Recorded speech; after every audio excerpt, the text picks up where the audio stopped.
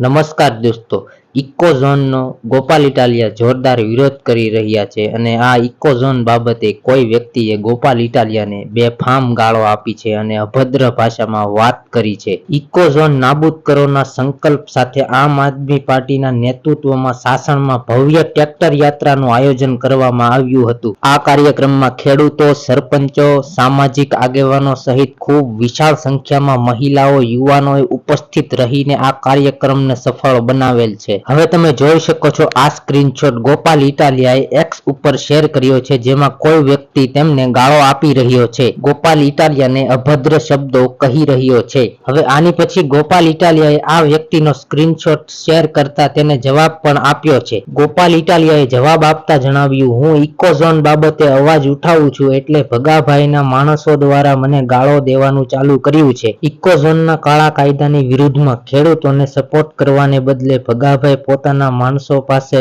મને ગાળો અપાવે એ કેટલું વ્યાજબી? અને ખાસ નોંધ, આ ગાળો કે ધમકીથી મને કાંઈ ફેર પડતો નથી. ગોપાલ ઇટાલિયાએ બહુ હિંમતથી જવાબ આપ્યો છે મિત્રો.